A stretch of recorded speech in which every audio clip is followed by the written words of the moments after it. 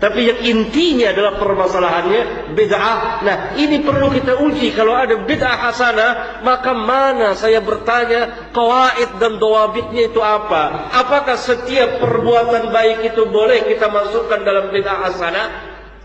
Bolehkah kita sebelum sholat tarawih azan dan qomat dulu? Boleh? Saudara siap melakukannya nanti? Bukan hanya ngomong, lakukan nanti.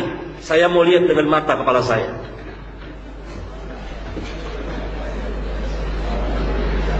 Karena azan dan qomat hasanah yang terbesar. Apakah setiap perbuatan baik itu masuk dalam bid'ah hasanah? Boleh kita masukkan dan dikatakan bid'ah hasanah? Maka itu tidak ada qawaid, tidak ada dawabit. Oleh karena itu berkatalah Al-Imam Asy-Syafi'i, man istahsana faqad syara'a. Kullu bid'atin dhalalah. Setiap bid'ah itu sesat.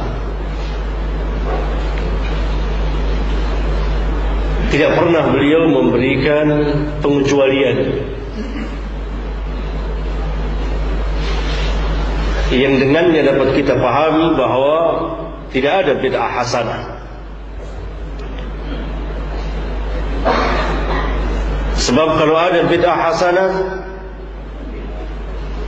mana qawaid dan dawabitnya untuk kita tetapkan sesuatu perbuatan itu masuk ke dalam bid'ah hasanah. Adapun yang dikatakan oleh Umar bin Khattab,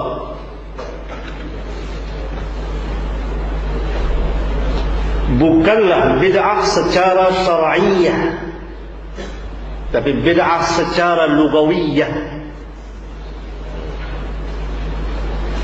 Jadi kita harus bisa memahami, karena bid'ah itu bukan bahasa Indonesia, tapi bahasa Arab. Orang Arab sering mengucapkan lafaz bid'ah. Harus didudukkan apakah ucapan bid'ah itu bid'ah syar'iyyah atau lugawiyyah.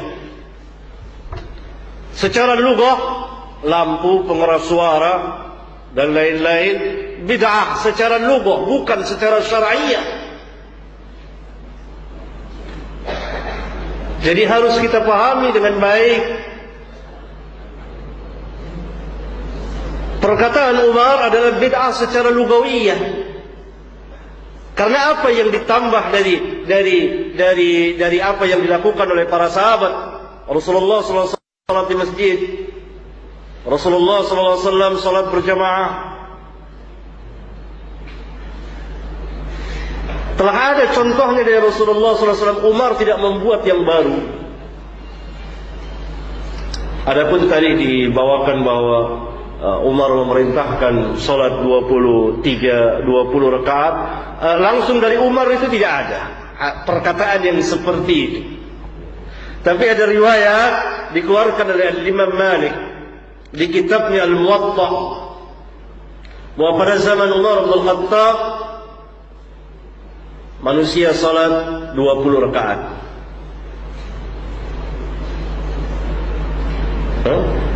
Setelah membawakan ini, maka Imam Malik membawakan riwayat yang lain, di mana Umar bin Khattab memerintahkan Ubay bin Ka'ab dan Tamim Ad-Dari untuk mengimami manusia salat 11 rakaat.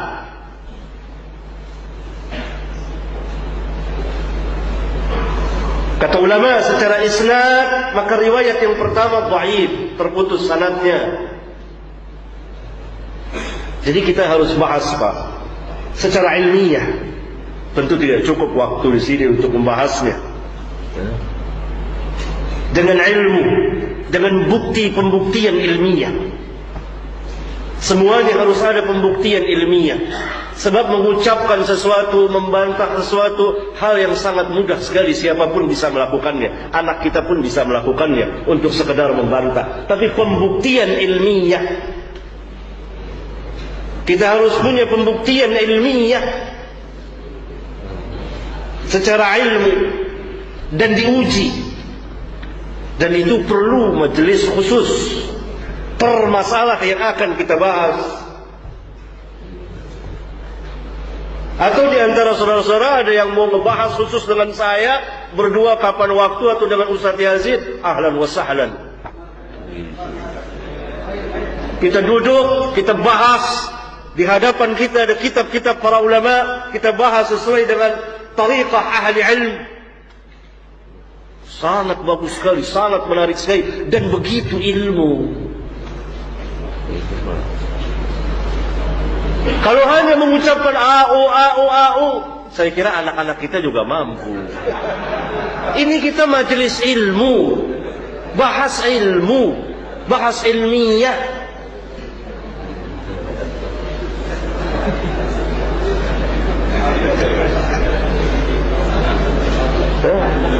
Jadi tidak lengkap, tentu kan terbatas.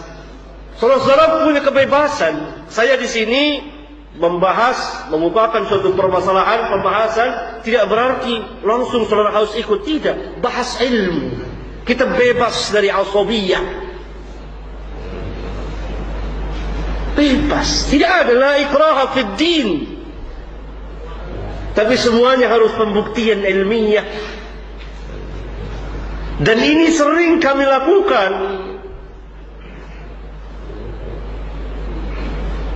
Ya, maka itu yang saya katakan tadi yang Bapak terakhir bawakan, itu nggak ada riwayat seperti itu, nggak ada. Adapun salat tarawih jumlah rakaatnya ada khilaf ilmiah di antara para ulama. Khilaf ilmiah di antara para ulama dari jurusan riwayat dan dirayatul hadis. Karena itu harus kita masuk ke dalam pembahasan hadis. Kalau kita masuki ruang itu, saya bicara tentang munqati, tentang mursal, tentang mudallis, tentang dhaif, akan panjang. Di antara saudara-saudara barangkali belum ada yang mengerti. Ada yang mengerti, ada yang setengah mengerti. Tapi yang intinya adalah permasalahannya bid'ah. Nah, ini perlu kita uji. Kalau ada bid'ah hasanah, maka mana, saya bertanya, qawaid dan dawabitnya itu apa? Apakah setiap perbuatan baik itu boleh kita masukkan dalam bid'ah hasanah? Bolehkah kita sebelum sholat tarawih azan dan qomat dulu? Boleh? Saudara siap melakukannya nanti? Bukan hanya ngomong, lakukan nanti. Saya mau lihat dengan mata kepala saya.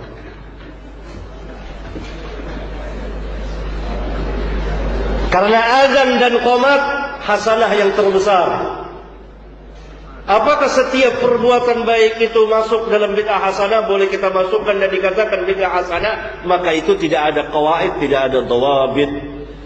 Oleh karena itu berkatalah Al-Imam Asy-Syafi'i, man istahsana faqad syara'a. Man istahsana faqad syara'a. Ini merupakan faedah yang sangat besar. Barang siapa yang menganggap baik sesuatu perbuatan, dia telah membuat syariat baru. Ini Syafi'i yang mengatakan, bukan saya nukil. Berkata Al-Imam Malik, man ibtada'a bid'atan hasanatan yaraha hasanatan faqad za'ama anna Muhammadan sallallahu alaihi wasallam khana ar-risalah. Li'anna Allah yaqul al-yawma akmaltu lakum dinakum. Man ibtada'a bid'atan yaraha hasanatan. Lihat, barang siapa yang membuat bid'ah dan dia menganggap bid'ah itu bid'ah hasanah, faqad za'ama anna Muhammadan khana ar-risalah. Maka sesungguhnya dia telah menuduh Muhammad sallallahu alaihi wasallam mengkhianati syariat. Mengkhianati syariat. Kenapa? Kata Imam Malik, kenapa? Harus ada pembuktian ilmiah. Kenapa? Li'anna Allah yaqul al-yawma akmaltu lakum dinakum. Karena Allah berfirman, pada hari ini aku telah sempurnakan bagimu agamamu. Maka kalau ada bid'ah lain lagi, ada ajaran lain lagi, kita telah memberikan catatan kaki terhadap firman Allah. Kita buka Quran surat Al-Maidah, al-yawma akmaltu lakum dinakum. Allah katakan pada hari ini aku telah sempurnakan bagimu agamamu. Maka kita memberikan catatan, belum. Ada ini satu, ada dua, ada tiga, sampai ribuan. Ini memberikan istidrak, catatan kaki terhadap Rabbul Alamin. Ini yang berkata Imam Malik, bukan Abdul Hakim. Man ibtada'a bid'atan yaraha hasanatan faqad za'ama anna Muhammadan khana ar-risalah.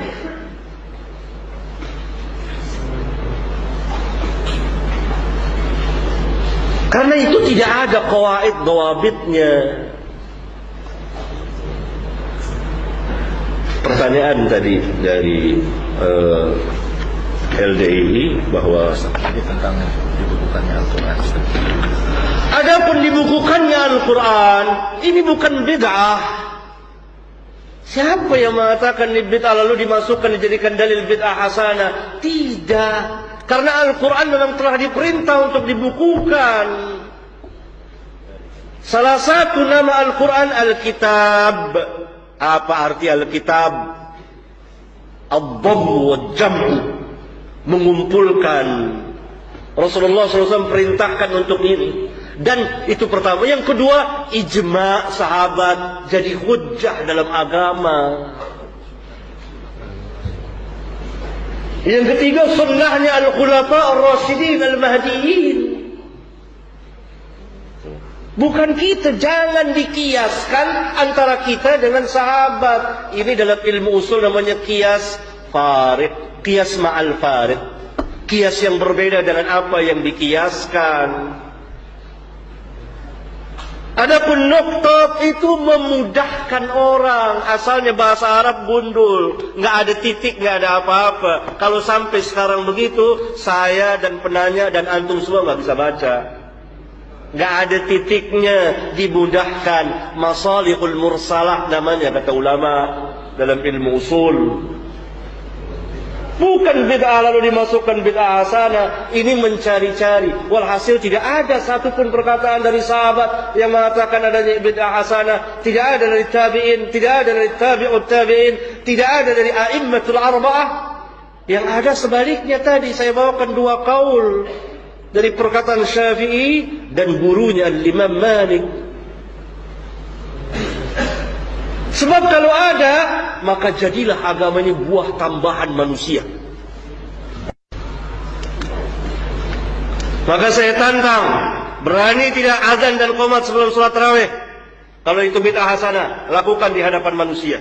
Kita mau tahu apa tindakan manusia kepadanya. Tidak ada. Karena itu hasanah. Kenapa tidak boleh? Jawabnya tentunya karena tidak ada sunnah dari Rasulullah SAW. Nah jawabannya adalah jawaban para ulama.